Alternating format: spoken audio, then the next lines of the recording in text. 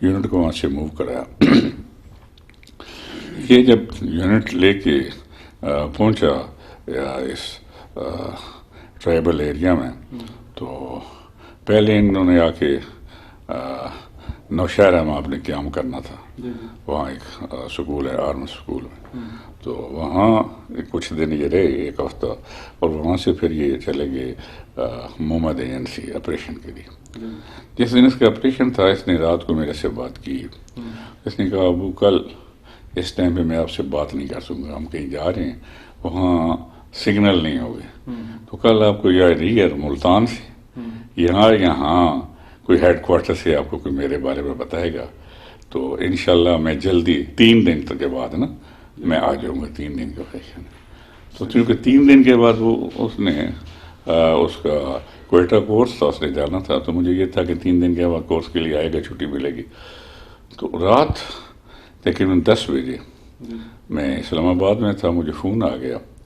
तो मुझे तो ये पता था कि आज तो उसके बात ही थी, उसकी वो इंतज़ार ही नहीं थी।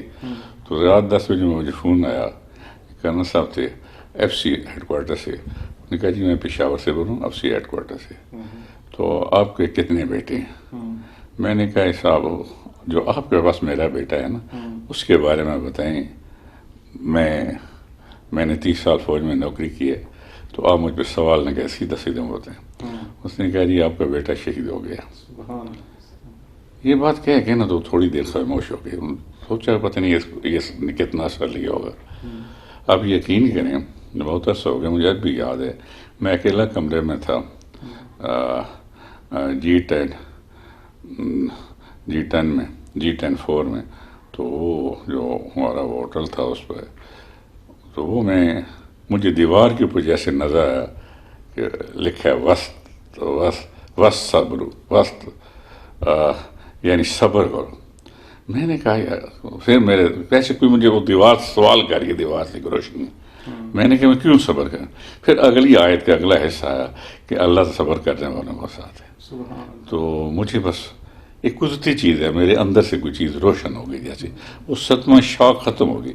इतने उन्होंने फिर मुझे कहा, हेलो हेलो हेलो अंकल जी आप लाइन पे हैं, सुन रहे हैं? मैं कहा बिल्कुल सुन रहा हूँ जी, बात करें जी। आपके 2 एड्रेस हैं। तो चूँकि मैं ओकाड़ा रिटायर्ड हुआ था और वही फैमिली रह रही थी, तो अर्ली एड्रेस मेरा ओकाड़ा तक था, तो मैं चकवाल का रहने वाला हूँ। उन्होंने कहा, जी आप बेटे को कहाँ दफन करना पसंद करेंगे, कहाँ में लेके हैं, चकवाल या ओकाड़ा? मैंने कहा यार मैं चकवाल को, हमारा बेसिकली ख़ानदान फ़ौजी है। मेरा आपको ये तो पता चल गया मेरा वालिद फ़ौजी था, लेकिन मुझे पता है मेरा दादा भी फ़ौजी था। तो फिर इसकी ये तो चौथी नस्ल है फ़ौजी। तो इसी तरीके से हमारा पूरा इलाका फ़ौजी है। मुझे पहले ये बताएं कि इसने गोली पीठ में खाई है या छाती में खाई है, पकड़ा गया था या भाग के खाई है? चूँकि हमारे यहाँ तो बड़ा लोग सवाल करते हैं, फ़ौजी हैं, कि जी इसने कैसे ये शहीद हुआ? तो उन्होंने कहा जी कि आपका बेटा, आपको मुबारक हो, बेटे ने सीने में गोलियां खाई हैं और वो जो है वो उसने 35 तालिबान मारे और अपना उसने मिशन पूरा किया। मैंने कहा जी अल्हम्दुलिल्लाह, चकवाल ले और मैं इसका इस्तकबाल करूँगा। तो फिर वो जब चकवाल आया तो गाँव आए, तो आपके कैमरों ने देखा, मैंने अपनी बीवी को खड़ा करके तो मैंने उसको सल्यूट किया। जब वो कर्नल महमूद, वो उसके बाद वो यूनिट के CEO कमांड ली थी उन्होंने जी, वो उसकी एम्बुलेंस के साथ थे, लेके आए, तो उन्होंने खड़ी की मेरे सामने आके, मैं और मेरी बीवी रास्ते में खड़े थे, दोनों सल्यूट किया हुआ था। और इसी तरीके से हमने उसको बड़े एजाज़ के साथ इस दुनिया से अलविदा कर दिया, इस आस में कि जब हम जाएंगे तो वो आगे खड़ा होगा और हमें रिसीव करेगा। जैसे हमने उसको रिसीव किया ना, तो इंशाल्लाह मेरा ईमान है कि कल जब मेरी आंखें बंद हो गई तो आगे वो खड़ा होगा मुझे रिसीव करने के लिए। जी नाज़रीन, यकीनन ये हदीस का मफ़हूम है। हदीस शरीफ है कि नबी के बाद अल्लाह ने शहीद को जो है ये शफ़ात का हक़ दिया है। शहीद अपने 70 अजीज़ रिश्तेदारों को हाथ से पकड़कर जन्नत में अपने साथ ले जाएगा, और ये वो 70 होंगे जिनके अमाल नामे में कुछ कमी बेशी रह गई होगी, और उनको नामा अमाल जो है वो बाएं लेफ़्ट हैंड में दिया गया होगा। कुछ तो वो होंगे खुश नसीब जो अल्लाह की मेहरबानी से ख़ुद ही जन्नत में चले जाएंगे, یہ وہ ہوں گے جن کے کچھ اعمال میں کمی ہوگی اور وہ جہنمی ہوں گے، تو شہید ان 70 رشتہ داروں کی شفاعت کر سکے گا۔ تو اس حساب سے یہ جو ان کے والد محترم ابھی کہہ رہے تھے، تو بالکل یہ جنت کے دروازے پر اپنے والدین بلکہ اپنی 7 پشتوں تک کا ویٹ کر کے ان کو 7 ہاتھ سے پکڑ کر جنت میں لے جائیں گے انشاءاللہ۔ تو یہ شہید کا پروٹوکول اللہ تعالیٰ ہمیں قیامت کے دن دکھائے گا۔ دنیا میں جو پروٹوکول ہم دیتے ہیں، ملتا ہے، جو عزت افزائی ہوتی ہے، یہ تو دنیا کے لیے ہے۔ شہید کے لیے اللہ نے کچھ انعامات دنیا میں رکھے ہیں، چند ایک ہیں، لیکن جو آخرتی انعام ہیں وہ بہت زیادہ ہیں، اس کی کوئی انتہا نہیں۔ سب سے بڑا انعام تو یہ ہے کہ یہ جو آل رسول ہیں، شہزادے ہیں، ہمارے نبی کے 2 پھول ہیں، حسن و حسین رضی اللہ تعالیٰ عنہ، ان کی سرداری میں جائیں گے۔ آپ کو پتہ ہے کہ وہ جنتی نوجوانوں کے سردار ہیں، اور ان کے سید الشہداء حضرت حمزہ رضی اللہ تعالیٰ عنہ کو، وہ ان سب کے سردار ہوں گے، تو یہ ان صف میں ہوں گے۔ تو کتنا بڑا اعزاز ہے، کتنا بڑا پروٹوکول ہے ناظرین، کہ اللہ ہمیں شہید کے وہاں فضیلت دکھائے گا کہ جب نبی بھی ابھی اپنے حساب کتاب کے لیے ویٹ کر رہے ہوں گے، انتظار کر رہے ہوں گے، اتنے میں ایک خون میں لتھڑا ہوا، خون سے نہایا ہوا ٹولہ حاضر ہوگا، تو سب لوگ دیکھیں گے ایڑیاں اٹھا اٹھا کر کہ یہ کون سا VIP ٹولہ آ گیا ہے۔